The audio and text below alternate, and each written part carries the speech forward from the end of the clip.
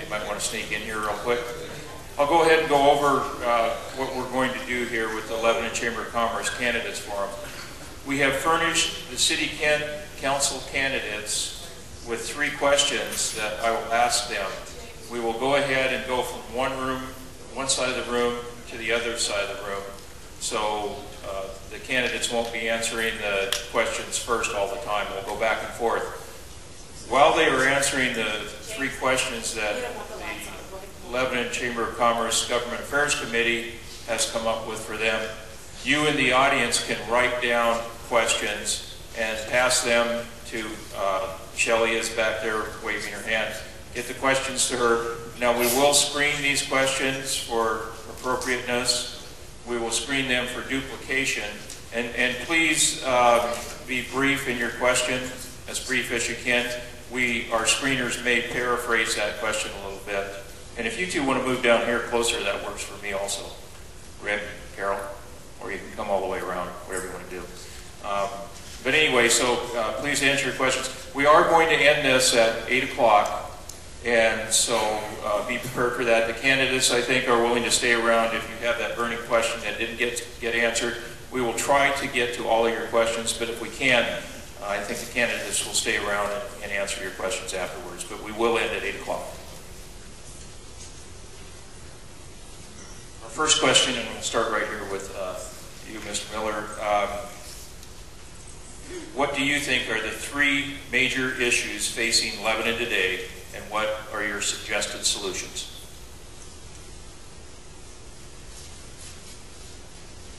First off, I'd like to say thank you to the Chamber, and thank you for coming out, giving up of your time. Jason and I both decided we have way too many notes for 90 seconds. I believe the first issue is continued economy of Lebanon. One of the, and it's been talked about a lot, is the URDs that some people don't agree with, but I believe they have provided infrastructure in the city. The mayor talked about the new jobs, and that's true. And really all of the examples that's been talked about are here because of the underground utilities and infrastructure needed to provide services to those businesses. I'd like to develop a closer relationship with the business community. Right now, the Lebanon Chamber is creating a venue for vendors in the county to talk to prime contractors that come to town. And that's brand new. I'm not even sure it's been announced fully.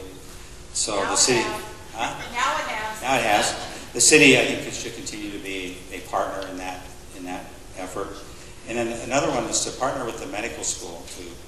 Oh, we got 30 seconds, okay.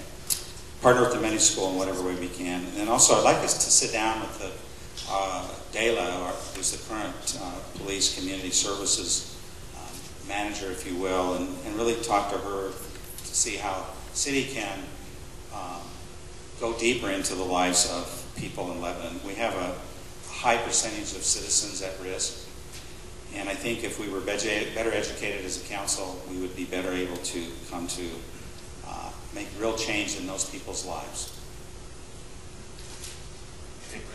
And again, I might mention at this time, we're giving the candidates 90 seconds to answer this. And candidates, please be aware of Mary down there with the yellow card at 60 seconds, and the stop sign will come up at 90 seconds. Would you like me to repeat the question? Please. Yeah. The question is, what do you think are the 3 major issues facing Lebanon today, and what are your suggested solutions? For me, public safety is number 1, and with that goes a properly staffed police force. Our police have long been understaffed and are stretched thin to cover the demands of our growing population. Ensuring a properly staffed police force would put more officers on patrol in our streets, more detectives investigating serious crimes, and more crime prevention programs for our citizens. Saying that we support our police isn't enough. We need to show them that we support them by giving them the resources they need to be successful. Number 2 for me is a lack of activities and infrastructure that attracts working families. When people decide where to locate their family, they look at many things, but most important to them are the safety of the community, the schools, the local economy, and activities that are available for their family. If we want these vacant homes to become occupied, we need to provide families with the activities they're looking for. Improve parks and recreation, thriving community groups, activities promoting community music and arts events. These are important to current and future citizens of Lebanon. The city must collaborate with as many local entities as possible to provide as many opportunities as possible for our citizens. And finally, a strong local economy. When we have a safe community that is offering opportunities for its citizens to enjoy their lives to the fullest, a strong economy will be much easier to provide for. Offering small businesses opportunities by supporting a thriving and historic downtown area, as well as enticing industry with shovel-ready sites, will allow Lebanon to grow responsibly. Good evening, everyone. The three major issues for me, one of which, of course, is, everyone say it with me, the water issue. Obviously, Paul has outlined that. I've come up with a plan that is parallel to the local utilities company. What they do is they have their volunteer basis of employees as well as citizens round up their bill or donate a little extra. That money is then used for the elderly and disabled who cannot afford electricity, and I would like to try to institute something like that for the water. Crime, big umbrella issue. Specifically, I think we need not only the police force, everyone believes in that, more of that, but go to the schools and create after-school programs via volunteer base. I'll do it myself if I have to, to encourage kids to do safety patrol, to be in junior government. I think it'd be great for the council to be able to go to all the schools, even the little people schools, and help them create local government, have those kids come to our meetings, tell us what they're doing, we go to them, and that way they have ownership in their community.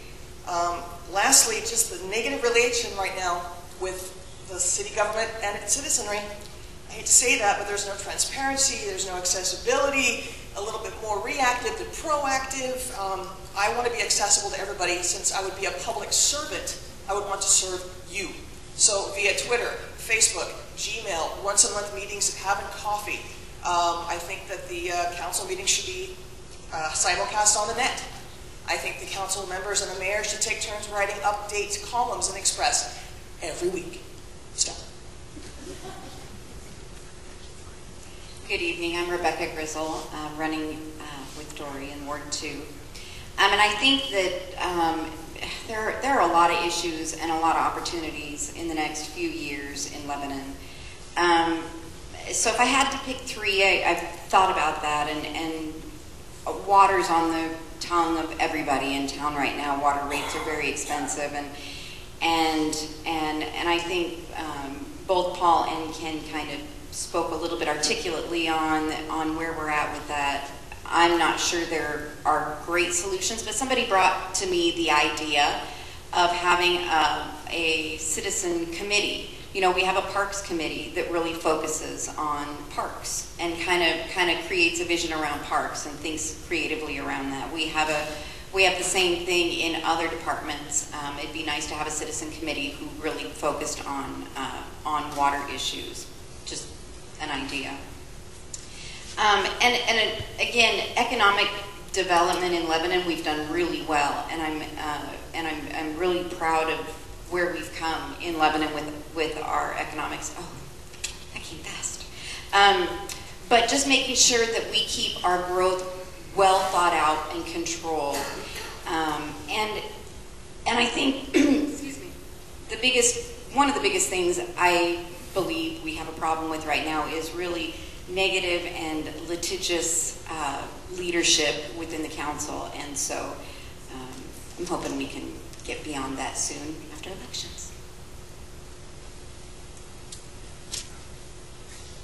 Hello, good sound? I'm Ray Weldon.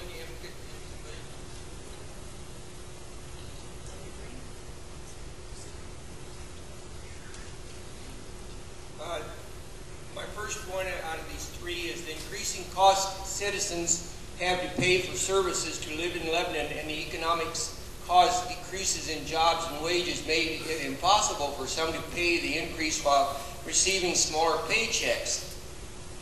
The solution, anytime there is a request to expend city funds that exceed $15,000, budgeted or not, must be authorized by the City Council. The City Council must decide if the request benefits the citizens, safety, health, or well-being. If it doesn't, the request should be denied. The City Council has the right to tighten the budget purse strings just as the taxpayers do with their own budget. The city employs hostile work environments. Number two, this is a hard one to evaluate when I'm not personally involved. I've had a number of employees and past employees confide in me about the hostile work environment on the condition I do not give out their names. The city administration has not provided the city council with any information. You threw me off there. Okay.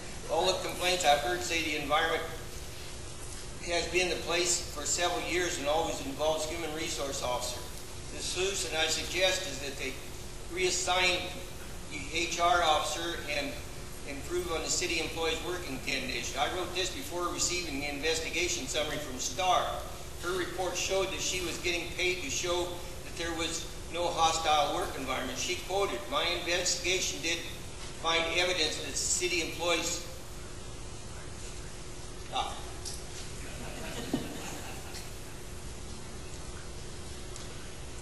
Three major issues facing Lebanon today and suggested solutions.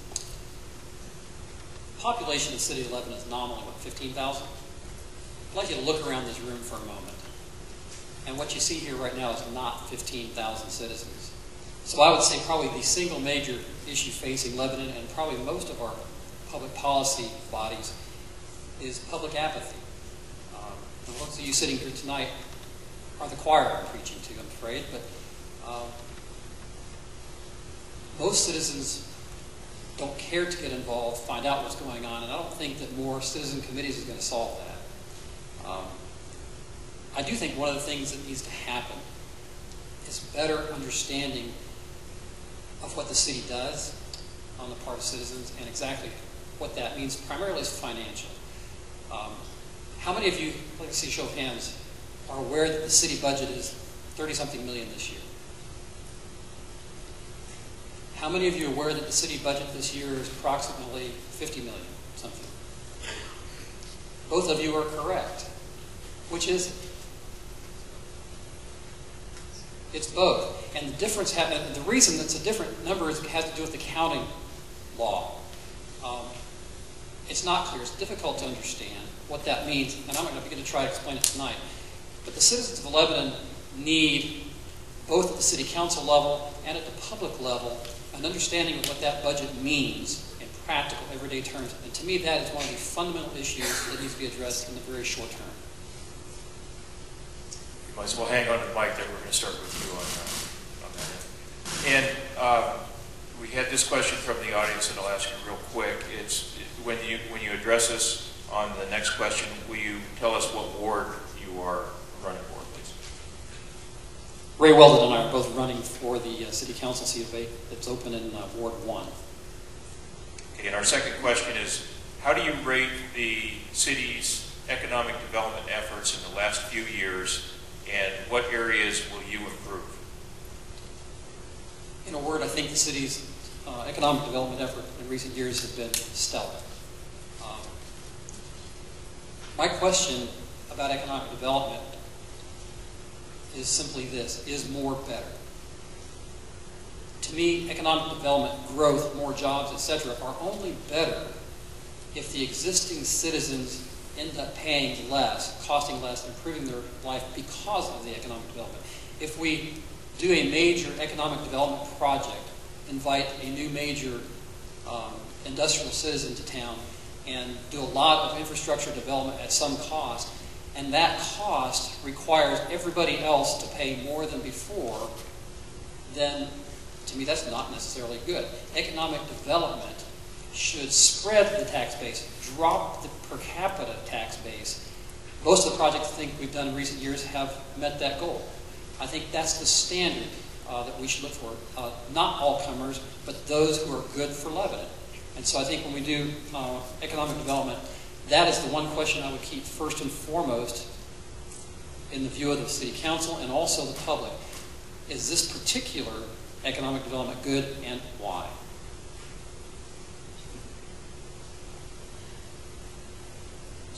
Would you like me to repeat the question, Ray?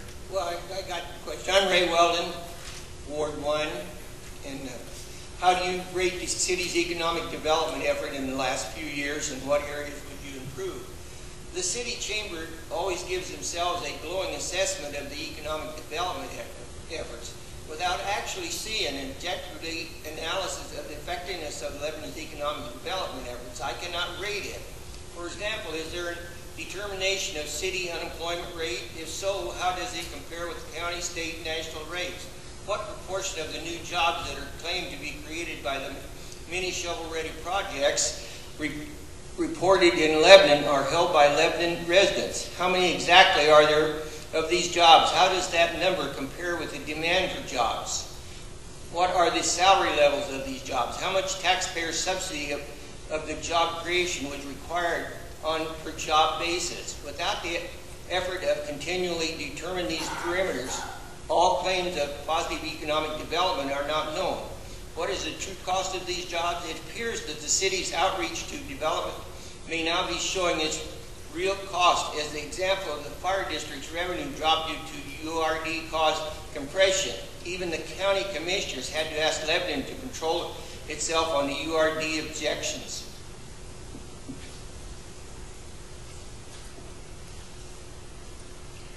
Again, Rebecca Grizzle, Ward 2.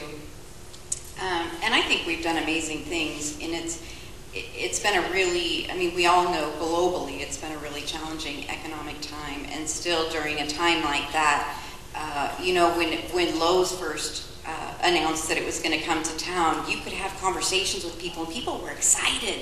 I mean, that was people had goosebumps. People were like, man, it's been a long time since something happened in Lebanon. If you've been in Lebanon, my family moved here in 1975, so I was just barely born. And and so, you know, we saw mills shut down, and we saw a lot of negative, and Lebanon's finally at a positive upswing. And I don't think it's the role of government to necessarily dictate what businesses come in. I think it's the role of the government, the city, at the city level, to have a business-friendly environment that's inviting. But you know what? I sure could use a good salad bar, and I would love to tell somebody that they must bring a good salad bar to Lebanon. Love some salad. My name is Dory Board. I'm also running for City Council Ward 2. I echo everyone in the success, obviously. We can't deny it, the med school, the vet center. And there is something to the salad analogy, because I think it'd be lovely to look forward to the 21st century economically, at the same time retaining our historical value downtown and providing better business opportunities for folks to come in with shops that we'll use. We have a glut of specific types of shops. You know what I'm talking about. And again, no salad bar, correct? I would love to see a little more diversity economically downtown and preserve it. And I think that would bring folks back down there and want to spend their money there, as well as the larger stores. Cut down on the strip mall mentality. Last town I lived in became a giant strip mall.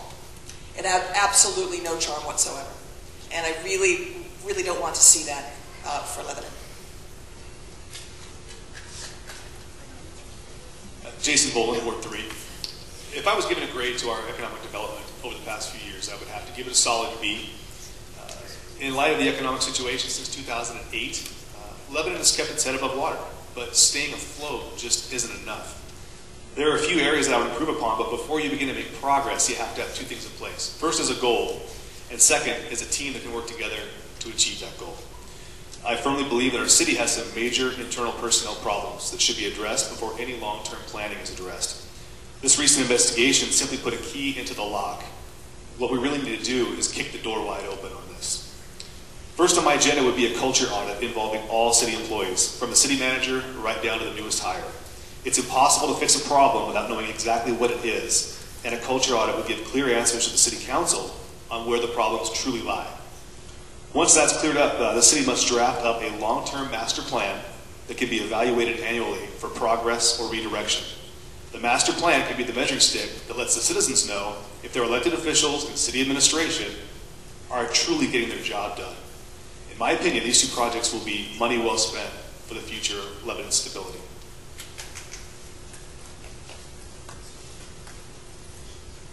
You want me to repeat it, or Ron Miller, Ward 3. I'd like to tell a couple of stories that I think sums up the effort that's been made the last 15 years or more. 10 years ago, a plastic pipe company that was privately held came to town and wanted to put Lebanon on their short list. They did not come. And the reason they did not come was because the property owner changed their asking price. Now, Now that person had every right to change their price. And so the mayor and I, at that time Ken Toom, sat down with John Head and said, we need to be shovel ready. That means everyone, city, property owner, county, state, we're ready to rock and roll. I think the results speak for themselves. City staff understands how to clear the way for a company to arrive in Lebanon and then not have roadblocks delay the project. Now let's bring that up to date. I spoke with the head of the company that's going to be building the veterans home. They also built a new school there. And he said that, I just asked him, how did we treat you as a city? And without hesitation, he stated that Lebanon was the easiest city to work with on the entire West Coast. He further stated that Lebanon made it possible to access the site and begin basic work before winter, which will ultimately reduce the price of the project. That's your nice tax money. He added that the speed at which the city processed the permits enabled him to come in as low bidder for the project. And I believe a win for veterans and for the taxpayer. Lebanon's economic efforts, I believe, have been deliberate and productive. Might as well hang on to that mic there, because you're going to start with our third and final question from the Chamber of Commerce. What attributes do you want to see in Lebanon's new city manager? Hold it a little closer. Like this? Put it on your chin? Yes. Oh. So you hear what she just said? Which one? Don't start my time yet. Oh. I just came up with I mean, where do you stop? This person will need to be involved with the community and the schools, just highly visible, all stratas, personal among all stakeholders, not just with council, not just with business leaders, but all the stakeholders in town. Creative, willing to take on the state and federal agencies when necessary, but on the flip side, work to develop a relationship with these same entities. Work for economic development using the existing and any other avenue to help Lebanon grow and be healthy. Be a manager, I think this is really important, who develops staff. Be unafraid to address difficult issues. Here's a big one. Challenge the council. Challenge the council. Yes, the city manager reports to council. He should be challenging the council. And lastly, just be a problem solver. Never say no. Never quit. I think the first thing we should see is a history of professional success in their previous city employment. We're filling a big set of shoes to replace John Hitt. And this individual needs to have a proven track record of success in a similar environment. I'm not interested in going with the dark horse in this race. I'd like to see us choose the odds-on favorite and someone who has been to the winner's circle a time or two in scenarios like this. In addition, I would push for this individual to be a strong proponent of transparency and communication at all levels. Lebanon residents are fed up with backdoor politics and hidden agendas. They want transparency, they want accountability, and information about what's going on in their city. If a candidate for city manager can't commit to these ideals, then we can't commit to that candidate. Finally, this individual must be a team player. Our city works best when it works together, and along with the mayor, city council, and city manager, set the tone for the rest of the organization to follow. This is no position for an autocratic leader with a history of iron-fisted policies. Attitudes of teamwork and collaboration need to be two of their strongest attributes.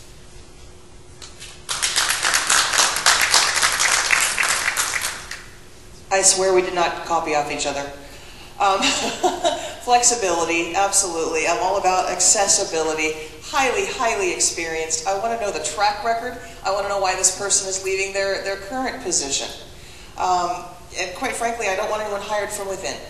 That's not really an attribute, but that's just what I'm going to say. I want to make sure that if I call this person up, they get back to me right away. The position I hold at my job at Oregon Connections Academy, I'm an academic advisor. I have 24 hours to get back to a parent or a student. And if I don't, there's a penalty.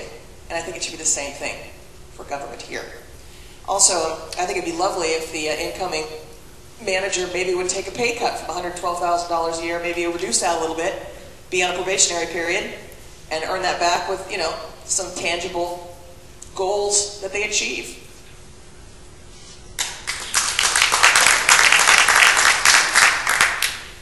I agree mostly with what everybody said. I think it's really important that you have a manager that can communicate well with people they don't agree with necessarily, and can lead a group of individuals, not just council, because it's important that this person lead council, but I think the most important thing we can look for is leadership skills. And leadership skills are really some of the hardest skills to screen for. When you're looking for somebody who has a good track record, you can look at where they've been and kind of see where their beginning point was and where their end point was and why they say they want to leave. I mean, you can look at some of those facts. Leadership skills is really going to take, I think we need that, and I think it's going to take exploring with people they've worked with, not necessarily just immediately worked with, but kind of exploring that down the line. And so, leadership. All right. What attributes do you want to see in Lebanon's new city manager? The new manager must operate in a genuine, credible manner to ensure transparency and accountability for all actions. For example, the new manager should make all public records available for the cost of the physical copies, not the time the staff's making or some arbitrary level to inhibit inquiry. The manager assures at the pleasure of the council, and the council makes executive decisions for the manager to implement. Therefore, a councilor's request for information must also be honored. With some city councilors, the mayor and city administrator are working together to prevent the release of certain records that would show if thousands of dollars of taxpayers' money is being used to benefit the taxpayer. Their unwillingness to produce records looks as though an awful lot of they are trying to cover up something. I hope records haven't been destroyed in the process of cover-up, as has been done in the past. And she was talking about leadership. Well, actually, you don't need leadership to lead the city council. The city council would lead him. Thank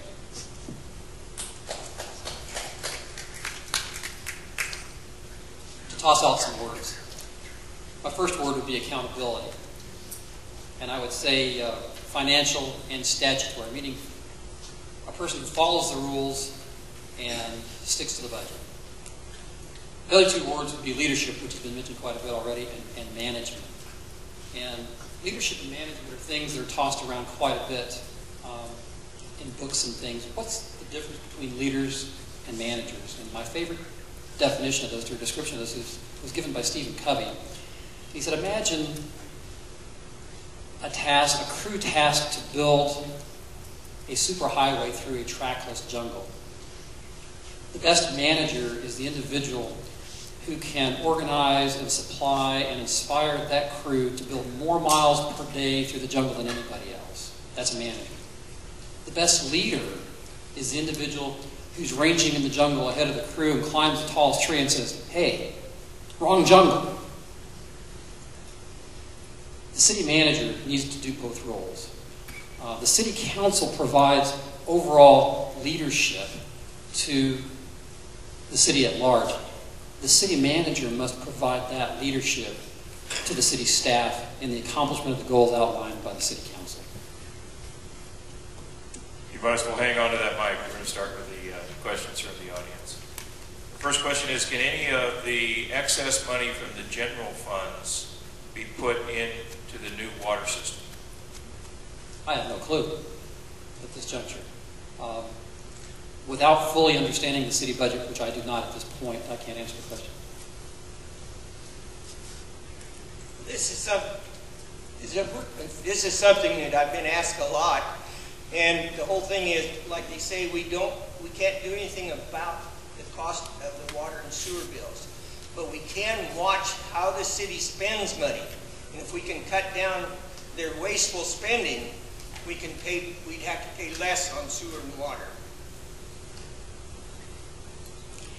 Do I understand the question to be to assume that we have excess money in the general fund?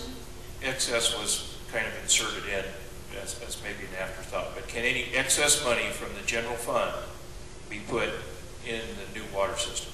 I guess I can't imagine there is excess money, but that my understanding is that general fund money you could spend all day long in water, but you cannot take water funds and spend them all day long. It doesn't go both ways.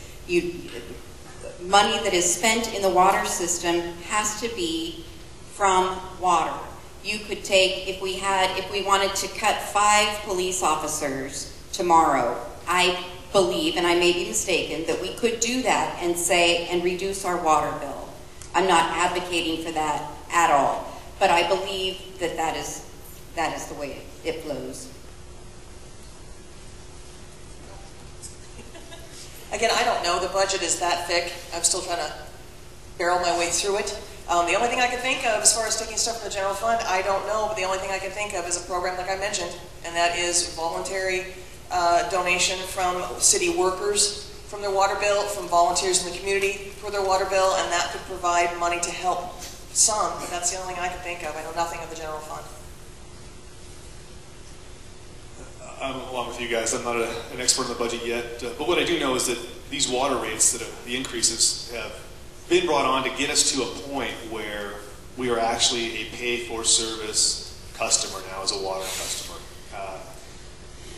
What that means is that the city used to subsidize the water with money out of the general fund, and there was up to $500,000 a year, I believe, was the number that we used to get subsidized. So now, by raising those rates and to where they are, as high as they are, you will now pay for the service by yourself. And Rebecca's correct that money can't go from the water back to the general fund. The water's an enterprise fund, and that has to stay within the enterprise fund. I am aware of that, but I empathize with the people who are having concerns about the water, because I have the same thing.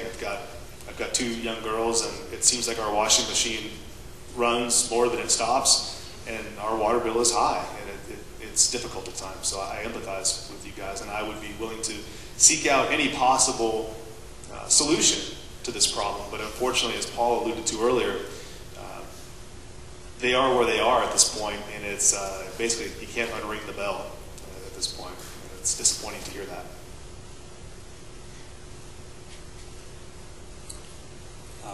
Last year's general fund was $9,149,000, and of that, the police was $4,500,000. So we can see to have a fine police department, which we do.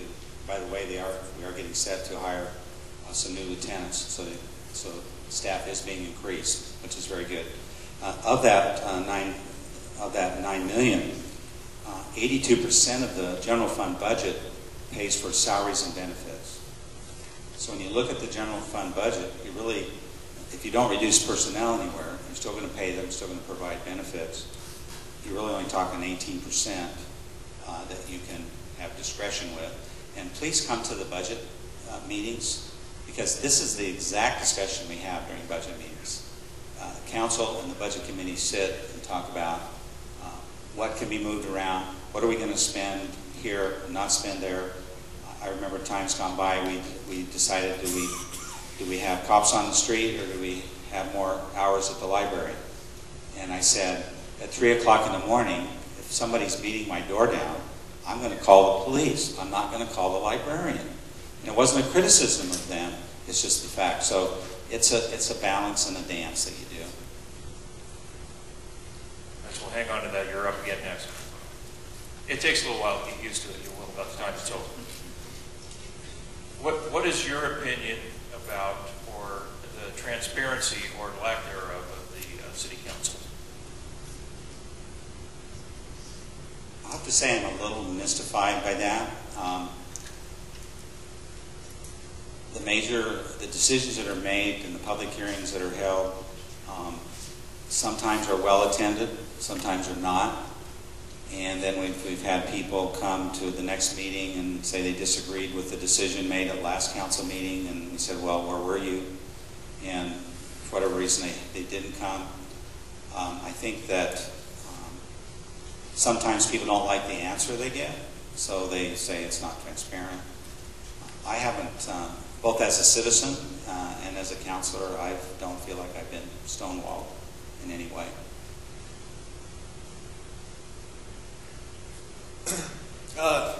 Transparency is obviously an issue that's very important to people in this community. and it's a hot button topic right up there with the water. I've been to quite a few council meetings over the last year, and I can feel it. And I think it's a different perspective for a current councilor probably than for a citizen sitting in those meetings. But you can feel some tension, and there does seem to be the perception that not everything is being taken care of right there on the council floor. Now, how do you address that? What do you do to fix that? As a councilor, my first goal will be to be as open as possible and available as possible. We've had a real accessibility issue. I had a letter in the paper a few months ago that I had emailed every one of our councilors and the mayor about an issue, asked a question. I did not receive one response, not one. And once it hit the paper, I finally got a phone call from the mayor, and I appreciated that. I had a great talk with Mayor Toome. And I also got an email following that from Councilor Weldon. What I'm going to do is be as open as possible. Whether I'm going to use social media, I'm going to use Facebook, I'm going to use Twitter, but most importantly, I'm going to do face-to-face opportunities every month with my constituents. And it's going to be a coffee held somewhere, it's going to be sit down at the library, but you will have an opportunity to sit down with me and have as much of my time as you want to discuss whatever issues are important to you. That's what I want from a counselor, and that's why I think it's so important for me to provide that. My time is your time, and your time is important to me.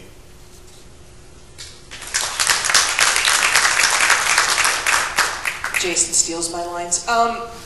Same thing. And again, I'm not being a copycat, but it's evident throughout what I was talking about that I want to be out there. I try to go, as it is now, I mean, I'm just on the board for Partners for Progress, but I go to almost every event in town. I volunteer at events in town. I want to see what people have to say. I want to go to the schools in my district and find out what's going on. I want to be like at King's Coffee. I was at King's Coffee last night, invited everybody to come and talk to me. 2 people showed up. And the problem is, I think the transparency issue, again, piggybacks with accessibility. If you don't read the paper and you don't listen to the radio station, you don't know what's going on. So what we need to do is really push stuff out there. Again, have the counselors have a regular column in the paper telling people what's going on. Here's our phone numbers, here's our emails, here's our Twitter, here's our Facebook, here's my front lawn. Whatever it takes for us to work for you.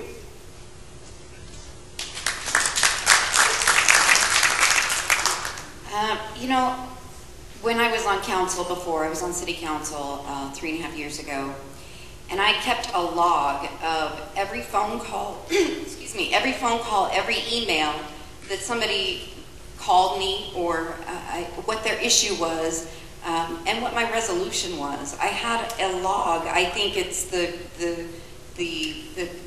responsibility of every counselor to be able to have that accountability. Transparency, I'm not sure exactly what is meant by that. I know that there has been an issue made in the paper about not a lot of conversations going on at a council meeting. And I think your counselor has a responsibility to do quite a bit of homework when you get your council packet, and I may have an issue on the water, so I may call this department head, I may call somebody in the Parks Department, I may call, you know, I'm doing a lot of homework trying to figure out what it is that I'm going to be voting on. So by the time I get to council, barring anything else coming up, I'm fairly well ready for my vote, barring, you know, somebody else bringing up something that changes my mind. But, you know, Paul mentioned having the, because council meetings for the most part are very poorly attended, unless there's a really hot button issue. And so I would have us record them. I mentioned that several years back. Have them recorded and have them, at least if not video recorded, then have them audio recorded and available on the internet. Question again? Yes, please. What is your opinion of the transparency or lack thereof of the city council? Well, I guess you asked the right person, because I've turned in some requisitions and the city council said, no, I didn't need them. They voted against me for getting them. So I had to hire a lawyer, and it's in the courts right now that I should be able to get them. I'm on the city council. I mean, that's as high as you can get in the city. And you still can't get records of the city. Now, that doesn't really make sense. Doesn't that sound kind of like a cover-up? Or, I mean, they just don't want anybody to know what they're doing. And I've been trying to change that. So we need to really change who is on the city council and mayor. Thank you.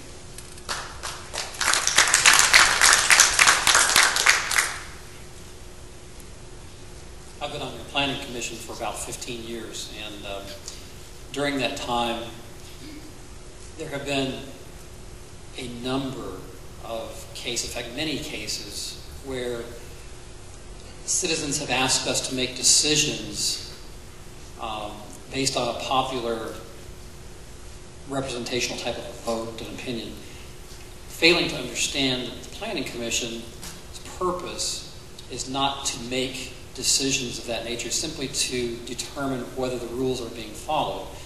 And many times people have been unhappy with us for not going along with the majority opinion when we simply had to follow the rules. Why do I bring up the planning commission when we're talking about city council? Because the nature of public meetings, a public process, is that it is constrained by certain public law. And oftentimes citizens don't understand that when it comes to transparency, probably one of the most important things that can be done is to explain the process over and over and over again. If you come to planning commission every now and then, a classic example, Don Robertson sitting out here has been the chair of the planning commission for most of the years I've been there. He does this over and over and over again, sometimes bores some of us to tears because we've heard it so often, but he explains process.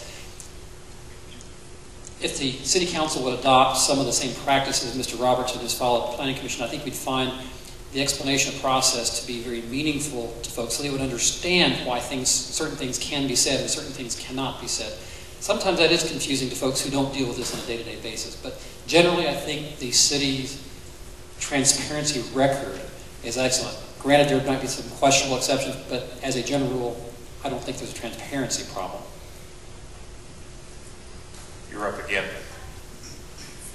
This is our next question from the audience. Every summer day, hundreds of travelers pass through Lebanon. What would you support or promote to encourage them to stop and spend? 5-cent lemonade. 5-cent lemonade, a good lemonade stand. Hot summer day, that's what they need. They'll stop for 5 cents. No, seriously.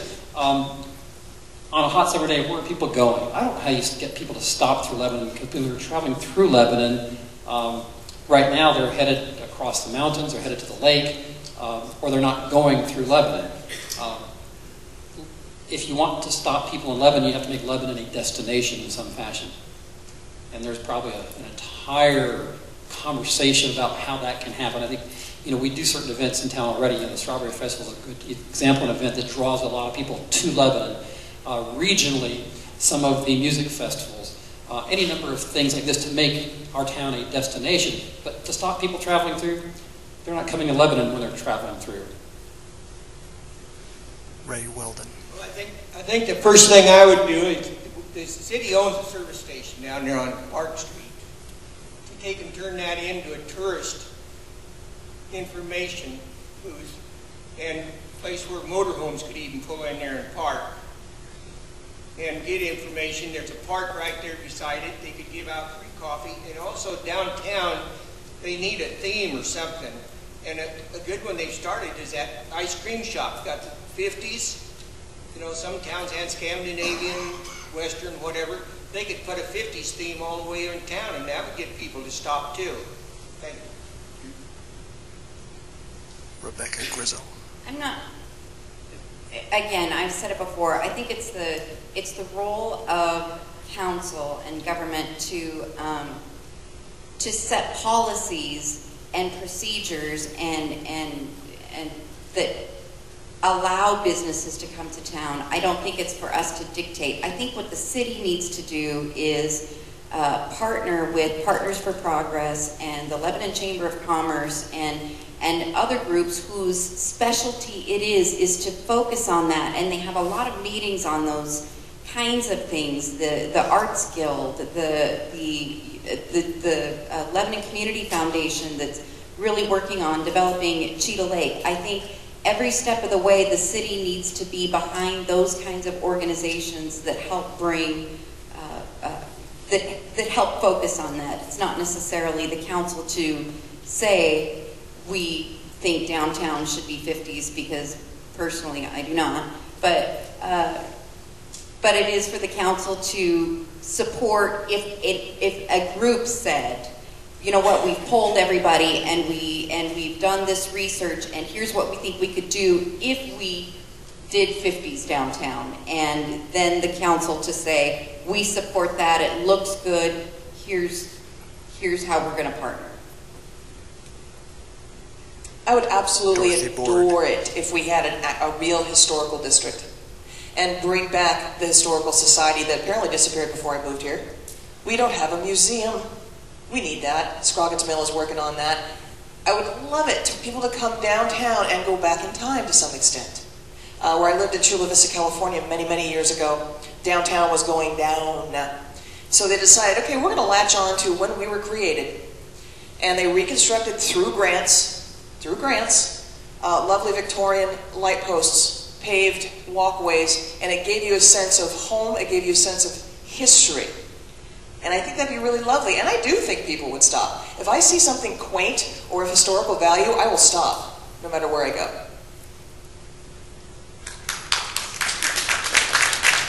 Jason Bowen. It wasn't long ago, maybe 15 years ago, when I was inviting someone to come to town for the first time, I had to stop and I had to think, what directions do I want to give them to come into town?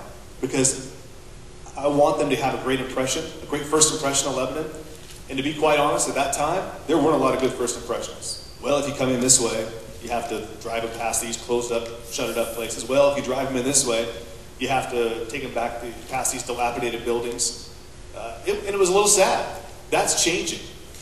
Our downtown has history, and there's no reason we should not pursue, as a city, a historical district for our downtown. There are state and federal funds available that will not only help those small businesses do a little extra, you know, the things like the awnings, the things like the tree improvements, those things come from grants.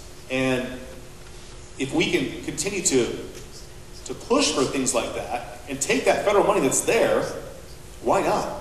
Why not improve that and create a great district where people want to stop? That'll make it easier on the small business owner. It'll make it easier on the city, because they're going to have people wanting to come in here and establish businesses and charge the economy. So I'm all for that. Another great thing, quickly, is the great use of public open space. And one of the things I'm proudest of, I'm an optimist in Lebanon, Lebanon Optimist Club. One of the great things coming up is this gazebo is going to go in front of the Justice Center, or excuse me, in front of the library. That's a great public space that can be used to put on community events that when you're driving by and you see hundreds of people gathered around this wonderful gazebo, you're going to want to stop and see what's going on. We need to support things like that. Ron Miller. I would say thank you to the optimists for that, because that's important. We've been talking about Lebanon being a destination for 20 years. We don't have a Foster Lake, as I said. They're going through town. So how do we get people to stop? One of the projects, we do have Cheetah Lake, which with the soccer fields that are out there, that's a huge draw. So the council over the years have been very proactive in what can we do to get people to stop. Event driven is really the thing. We don't have we don't have a Foster Lake. So we have to have events, and that's happening. The council has been very proactive in that. One specific thing for Cheetah Lake, the key word is lake. And the last time I checked, a lake has water in it, and it's not a mud hole. The council approved earlier, about a year ago, to help with the pumps that bring water into Cheetah Lake. And we made a decision to spend money for that so that we have a lake and not a mud hole. Now, could it be fuller? Sure. A whole other set of things to be spent. And I think those are the kind of things that the council has done to help get people to stop. And we've had some great events there. You got it. What is your opinion regarding the city staff moving into the police station? Ron Miller.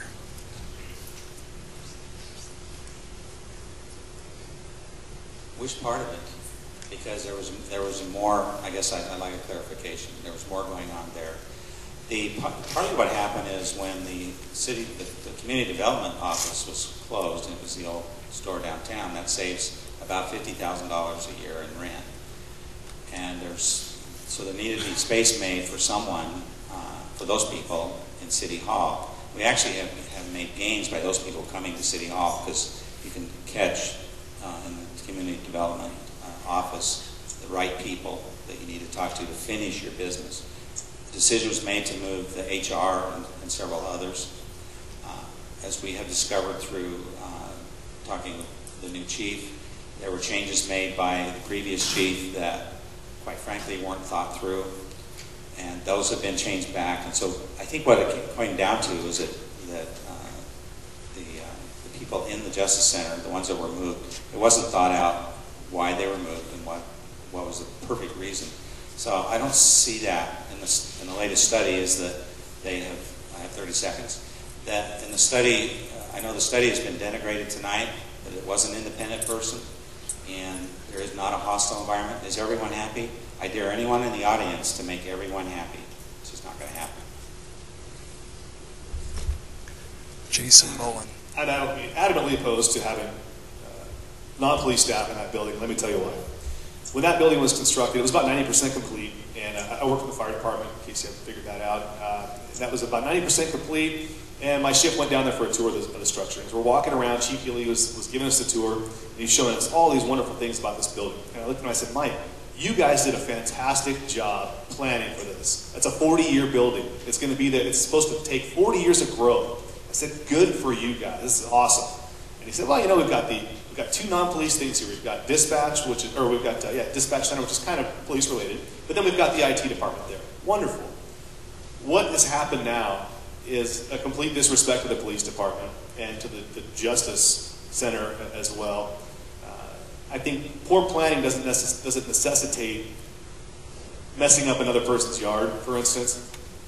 I'd like to see those people get out of there. It is not convenient for the public to go down there. If you ever had to go down to get into the Justice Center and see someone that works for the city, the clerk, for instance, or one of her assistants, you have to check in at the front desk, you have to stand there and wait, you have to put on a name badge that identifies you as not a criminal, and then you have to be met at the door, they have to walk you back. It's a secured facility, and city staff should not be there unless they wear a badge and carry a gun.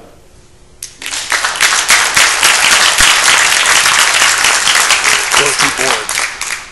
Yeah, I don't think playing musical chairs with our buildings is a good idea. If that's the case, let's take all the librarians and put them in City Hall, then we'll take City Hall and leave everything the way it is. I talked to a gal at one of the council meetings, and I asked her about her opinion. We were just talking about the Justice Center right after it hit, and she said, you know, I was so excited. I live near the new Justice Center.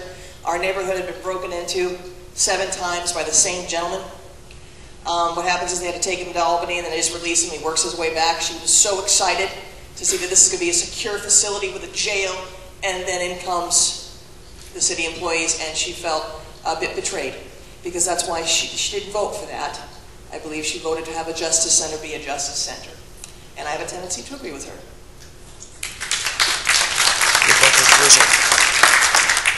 I think part of having a 40-year plan means you built some extra room into that facility that you didn't need. And I know that, and it saved us a lot of money to close the old, what I think of as the 88-cent store down, and be able to consolidate people into City Hall. And I've heard the argument a lot too. I didn't vote for a City Hall, I voted for a Justice Center. And I would echo also, on the other hand, that it is very inconvenient to access people because of the heightened security there. But I'm not sure that we know all of the picture. I know there was some mold abatement issues in the old City Hall, and I suspect that most of people's issue was how it went down and how it was communicated, and I don't think that the people felt very respected in that process. I don't think it was, say, like, here's a plan and here's what we think might work best. What do people think? I think it just kind of happened in a way that made people feel disrespected, and deep down I suspect that's people's beef. Ray Weldon. Well, I think they ought to all be moved back to the city center's office. Well, I've heard so many stories from so many people, but it started out that, well, they moved Ginger Allen over there because she was having a problem in the other office. And there are all kinds of things. I think some of the hostile environment started here, and they didn't even question anybody in downtown. All that Star did was question people at the police department. They should have questioned some down there too. No money was saved when they moved them over to the police department. The money was saved when they moved planning out of the old 88-cent store down there and moved it into the office. That's when the money was saved. There was no money saved when they moved them over there. So, I mean, that's malarkey. But they shouldn't be in there because that building is built for them. And another thing, I hear people now, if they want a bond to build a city hall now and had a vote on it, they wouldn't get a vote.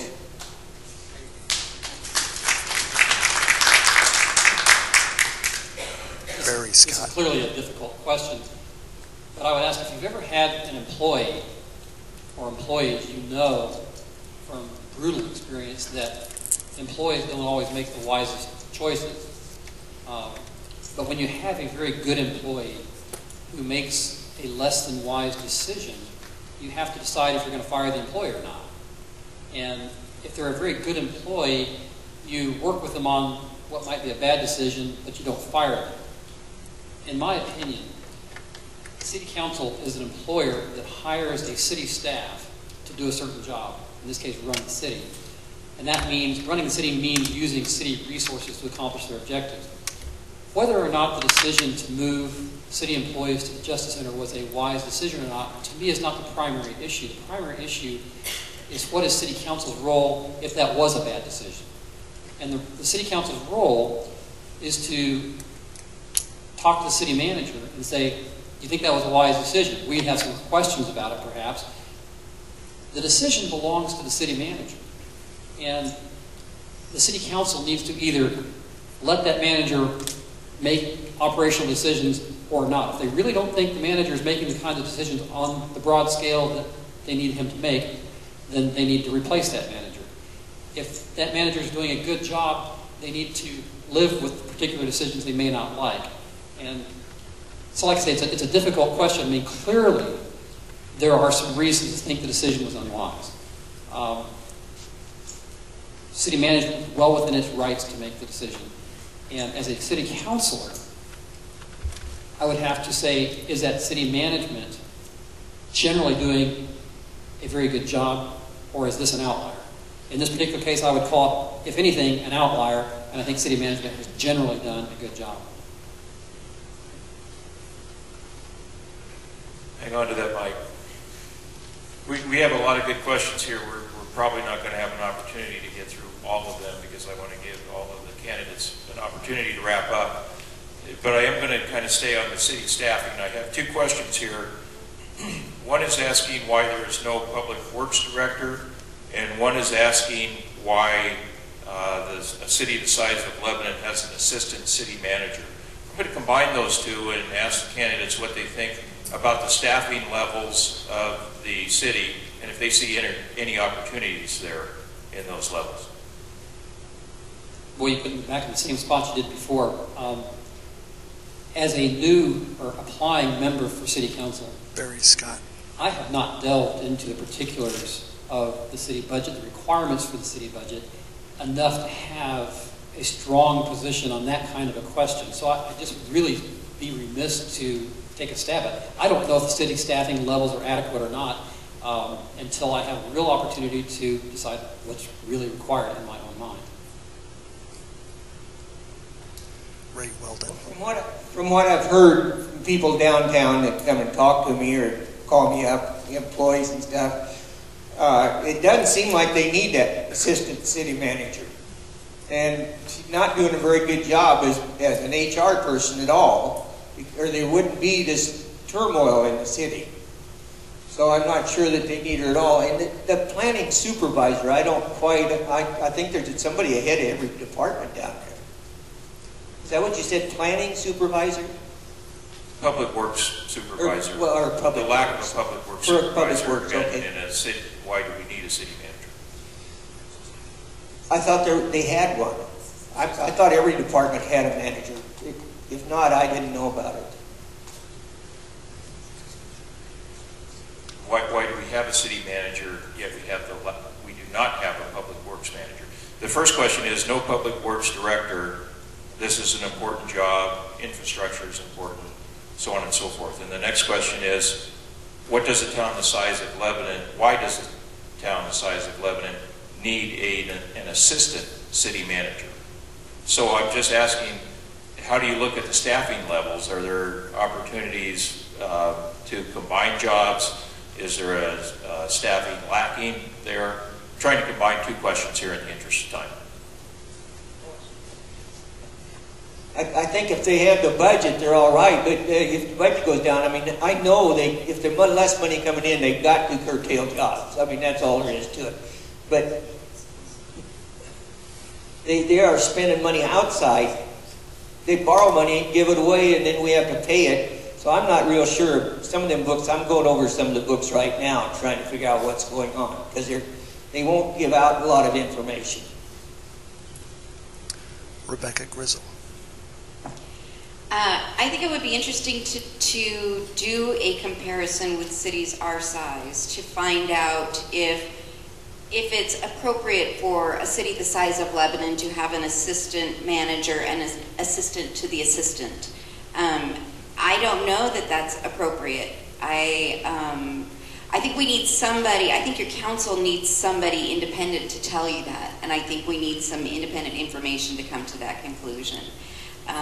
And I know that we really have become more lean in the last several years on department heads. And unfortunately, through that process, I think we've lost some really good talent. So I think you need to be careful when you're looking at, do we pare down and do we have a department head in charge of parks and public works and this, and maybe I can take this on. So there's a really delicate balance, because we have lost in the last several years some people with some valuable historic data that could have gone way far back in our water system and may have had some really great insight as to where we're at right now. And well, you know what, in 1991 this happened, and maybe we could work around that issue a little bit. So I think it is a fine line, but I think you need some independent people to help you come to that conclusion. Dorothy Board. The Public Works, I have no idea, but it's something now I want to find out, and I will. I kind of liken the larger part of the government locally to that of the higher up in the educational system. Oftentimes superintendents are paid $125,000, $225,000 a year, while the teachers are working their heinies off. And I kind of see that a bit. And again, I'd have to do more research, and I agree with Rebecca. I think you need to have some folks come in and say, hey, wait a second. And it's all about money and where it comes from, etc. But I just have a gut feeling that it's a little too high to be paying someone, and I don't know if we need an assistant or assistant city manager. I just don't. That's just a gut feeling I have. Jason Bowling. I'll start with the first item, the Public Works Director. I'm assuming that someone is taking on that responsibility. I'm assuming there's some shared responsibility amongst people who are below the department head, and that's happening. So the first thing I would do is I would talk to those people who are acting in capacity and find out what's going on. Do we need to have this position filled? Is it okay now being lost to attrition, meaning that the person left and it's not been filled? And then either you can eliminate it or you can just distribute the responsibility amongst other employees. And those are all viable options. But you need to talk to people involved because they're the ones doing the work. When it comes to the assistant city manager, what Rebecca's talking about is pretty close to true. When you work in the public sector, things like average and comparables are how jobs are classified and are how salaries and benefits and the need for positions are determined. So what that means is they'll look at cities similar to Lebanon, similar population, similar boundaries, similar infrastructure, and they will say, a person working in a city such as this should make between the range of X and Y. And what they'll do is they'll have 5 or 6 comparable jurisdictions or comparable cities, and they'll take those and they'll usually average them out, and the person or the wage range will be the average of the comparables. And that's a very typical process in the public sector. So my first thing to do would be to look at, do we have comparables, for one, for these positions, and Ron might be able to answer that. And two, if we do, are we within the boundaries of those comparables? And if we are, then that's what other cities that are similar to us are paying. But if we're not, then we certainly need to make some adjustments and trim what we need to trim. Ron Miller. I was actually off council when that, I think when the Public Works Director retired, and my recollection is that those duties were spread out between 2 other folks in the departments, and somebody that's on council during that time could correct me, but I believe that's what happened. So rather than hire another Public Works Director, they simply split the duties. Do I get a nod on that from you guys? Okay. The position of HR is absolutely vital to organization these days. Talk to any I guarantee you Lowe's has many HR because of the laws that are passed and the protection of employees. The law is incredibly complex concerning HR, and it takes a specialist these days to do that job. And HR is not always popular because the laws that are put down by the feds have to be followed, and that's the duty of HR, and that's what our HR position does, is it keeps watch on what's the current law and also how that operates in our city. The assistant title given to the current position really came with no increased salary. That position is paid what a comparable HR person would make, it's my understanding, make in the industry, in public industry. Okay, in the interest of time, we're just about ready to run out of time here. We'll run over a little bit. So I'm going to ask the candidates, starting with you on this end, to go ahead and summarize. And in your summary, if you would just kind of point to your city involvement a little bit to this point also. I think that's a pretty good question that came from the audience. So 90 seconds to wrap up, and just give us a real quick history of your city involvement to this point in the process. Ron Well, Miller. I came on council in 1980 and was in the midst of my 7th elected term when I took a job out of town. Didn't move from town, but I felt I needed to resign from council, and so my position was taken over by Don. And we lost him to cancer, and so I was reappointed back. Interestingly enough, the exact same time I went off council is when I came back on council. So I'm finishing out, if you will, my 7th elected term. So this would be, I'm now running for my 8th elected term. Sometimes there's times when I would think, why am I doing this? But I think I would just end my remarks. We've heard a lot of opinions, and I would, as I look up and down this row, thank you for running. Jason and I were talking earlier. I think I've only had, out of my, this is now my 8th election, I've only had 3 opponents. 5 of those were unopposed. Good, bad, or indifferent. But I like opposition. And it's friendly opposition, you know. So regardless of who gets reelected here, good luck. Educate yourself, knowing that you're going to be extremely frustrated with the process. You're going to say, why don't people come? I talk to them, they say, oh yeah, I'll be there. They're not there. But they do come when they're upset. So, why am I doing this, right? So good luck, and to all of you at this table. Jason Boland. Thank you. My name is Jason Boland, and I want to be your city councilor. If you look into what I'm about and what I've been involved in within this community, you'll find that I'm a lot like you. For those of you who don't know me, I'm a working man. I'm a family man. I support a wife and 2 children on 1 income, and I face the same struggles as every other working family in Lebanon that they have to face. I understand. I'm not afraid to get involved and to fight for the things that I think are important to families here in Lebanon, and that's why I'm running. My plan is to increase the accessibility and accountability in Lebanon's government to ensure that we continue to advance. As a lieutenant at the Lebanon Fire District, it's my job to take an often traumatic situation and quickly determine a solution under extreme stress, and then lead my crew towards that solution. We are called upon to help citizens in the worst moments of their lives, and often risk our own well-being to protect the citizens that we are sworn to serve. Now, we do this with teamwork, with compassion, and with training. As your counselor, I will bring these same values to our council as I work for the citizens of this great city, because that is who I am. If you want our city to continue to grow without losing the history that made us who we are, it's time to choose new leaders who can get this city to where you want it to be. This is my pledge. I will listen to you, I will answer to you, and I will work hard for you. I thank you for your opportunity, and I thank the Chamber for putting on this great forum. Thank you very much. Dorothy Board. Again, my name is Dory Board, running for Ward 2. My involvement in local government has been absolutely nil, and I think that's a good thing. When I first moved here, I did things voluntarily. I overheard an older woman who didn't learn to read past second grade. So we became friends, and I taught her.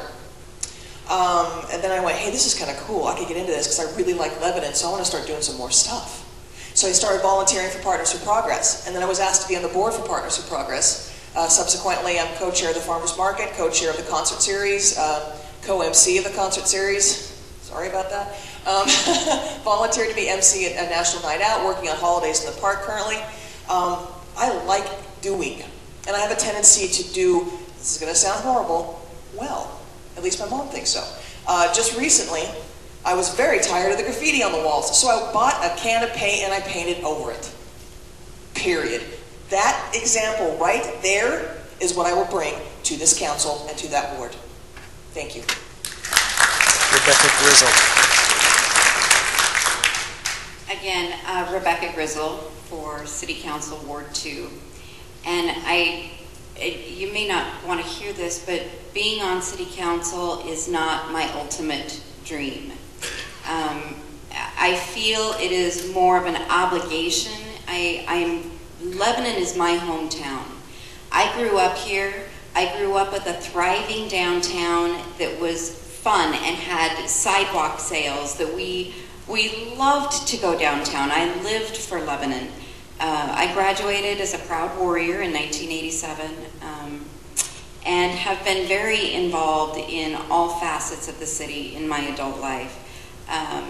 But politics isn't my dream. It's just my obligation to make sure that we have positive, forward-thinking leadership. I personally believe that anger has very little place in politics. And when I see anger at specifically at a city council level, it throws walls up and nobody begins to listen to each other. So it's okay if you disagree with me, and I'm going to disagree with you, and we may agree to disagree, but we're going to do it on a respectful level, and I think that that kind of leadership is what I can bring you. Ray Weldon. Well, I'm Ray Weldon, and I was in the Marine Corps airplane mechanic from 52 to 54. I worked out here at Cascade Plywood Mill for 22 years. And downtown for 20 years at Ray's Union Service. I worked for the state for 17 years and retired out of there in accounting and purchasing and property control.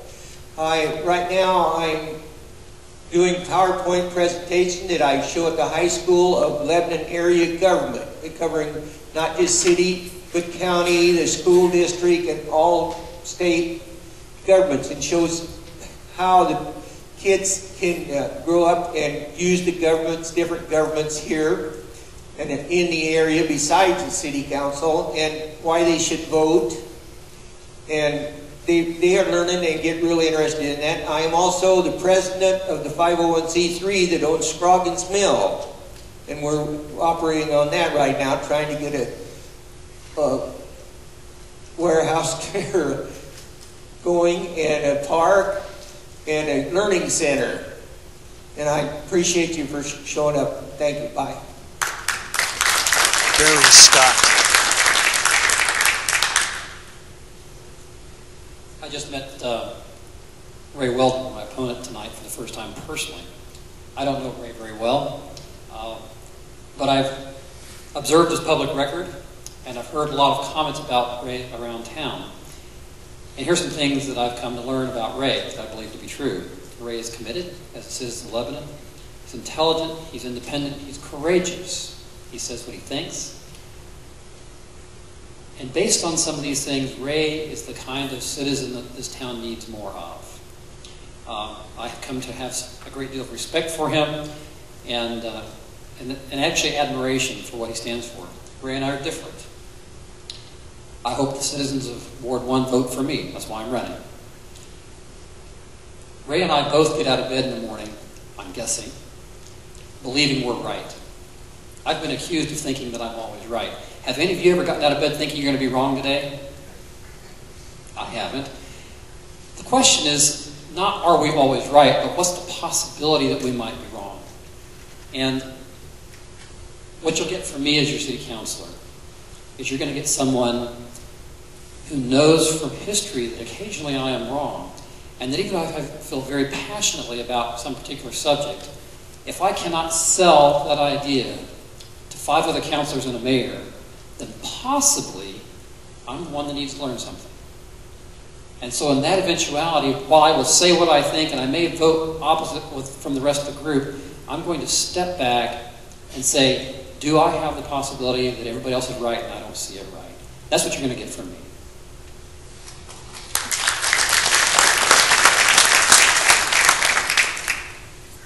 There's no doubt we ask an awful lot out of our elected officials, and I have the utmost respect for men and women like you see before you here, with the passion, the knowledge, the ideas, and the willingness to serve all of us and serve the citizens of Lebanon. Thank you very much for being here tonight.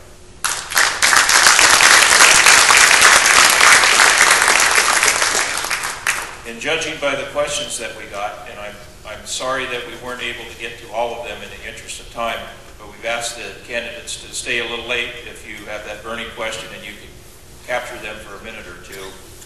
Thank all of you. You're a well-informed audience. Thank you for the questions. Thank you for being here. Good night.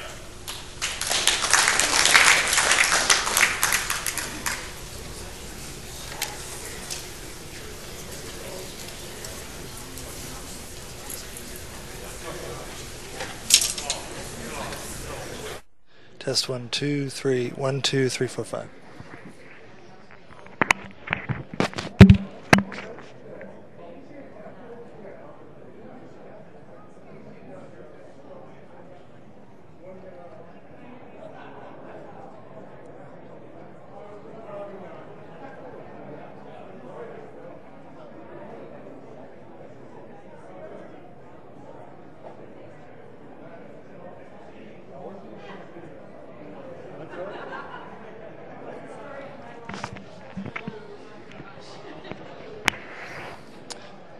Okay.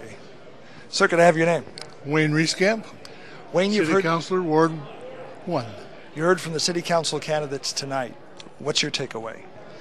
I took away a lot of compassion from those individuals that have put themselves in a position to be leaders of Lebanon. They all have opinions and a passion about certain things. I didn't hear anything that alarmed me in terms of any one of them could be elected and serve Lebanon well. A lot of concern about water rates and then about what's going on at City Hall as far as people getting along, leadership, that kind of thing. The leadership, I feel, is misconstrued considerably.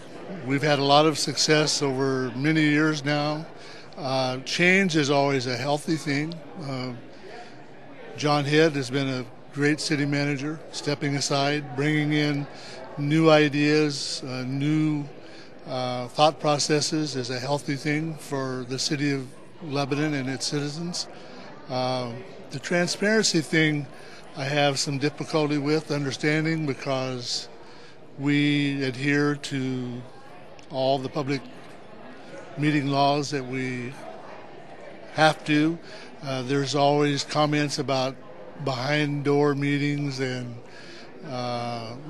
secret meetings. I've never been to one of those, so I can't vouch for where people are getting that information or seeing that it's going on. Why do you think the people, or at least the people that have asked the questions, we've heard a lot of comments tonight about secret meetings, behind closed doors, the good old boy network. Why do you think people feel that way? You know, having traveled around the state of Oregon and the United States really in my working career when I was on city council previously, I asked a number of people that serve as counselors and mayors and representatives for their state government why those kind of opinions get brought to the surface. And the opinion I have always gotten is that they are probably subjected to bad information from someone that assumes that something is going on when it actually is not, but rumors fly and people sometimes buy into those and don't always look for answers as to whether it is true or whether it isn't. Okay. What you doing? I appreciate it. So you're currently serving on the city council? Yes. Okay. Why did you decide not to run? Well, my term's not up, so I have 2 years yet to go. Okay. That's obviously. Thanks for your comments. You bet.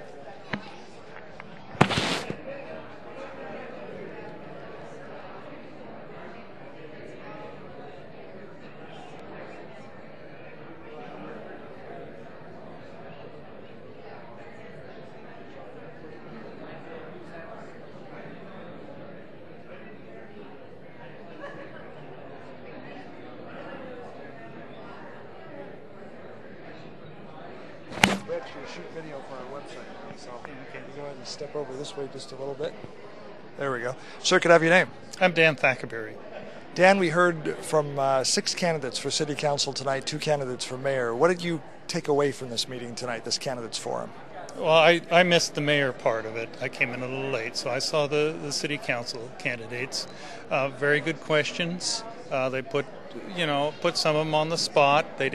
Some didn't have their homework done. They didn't know how to answer some of the questions. And I'm a former city councilor, so I know a little bit about the city, and those weren't difficult questions to answer. I'm a little disappointed with some of the candidates not. I mean, they should take this seriously. It's not that hard to find out how the city runs and the ins and outs of it, and be really prepared. And some of them weren't.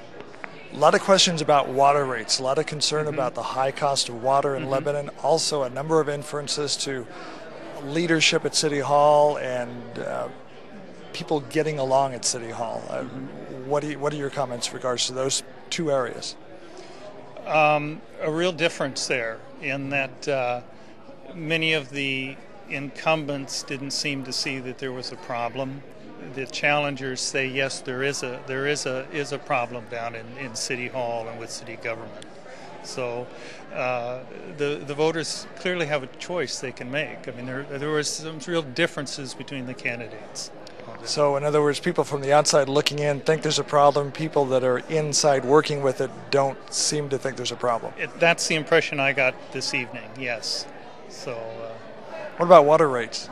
Well, of course, they're astronomically high. They're higher, I believe, than they should be. And what I was disappointed is no one really addressed why are they so high, and that it seemed to be half of them said, "Oh, that's just the way it's going to be," and the other half didn't have a solution as to why they shouldn't be as high. There are ways to bring them down. And at least as a former city councilor, I expected someone to at least put that on the table, and they didn't. So. How do you bring them down? We're not charging some people enough. Okay? the little household with people on fixed incomes, they seem to be getting hit percent-wise the hardest. and there are others that get a break, and that's not right. It should be fair for everybody. Okay. Yeah, I appreciate your comments. And your name again? Dan Thackerberry. Dan Thackerberry. Thackerberry. TH. Okay. Okay, thanks, Dan.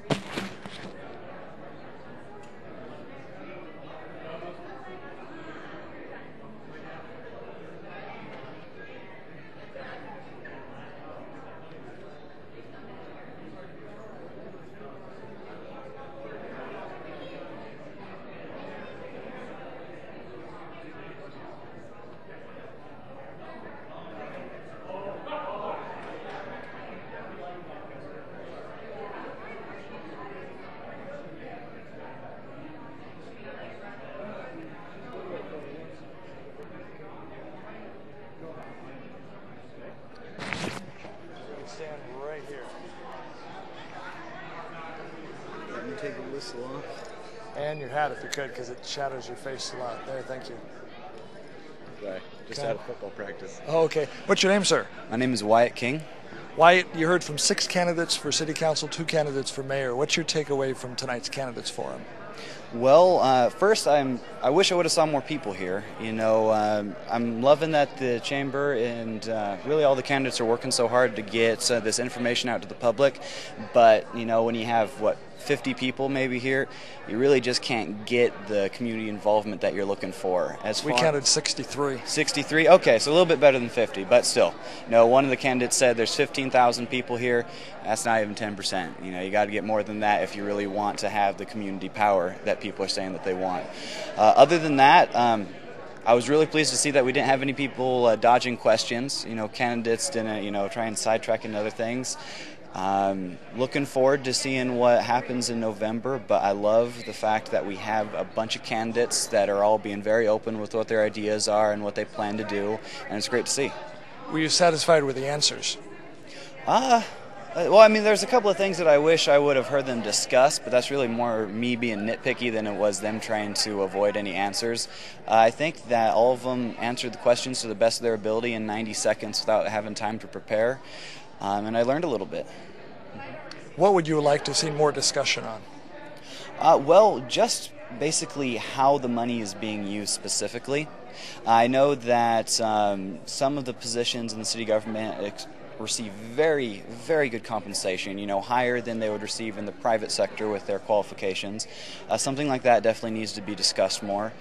Let's see. I also would like to see more of them being open to incorporating social media and things that are really going to make it easier for the public to get involved. Like Jason Boland talked about having a Facebook page, using his Twitter.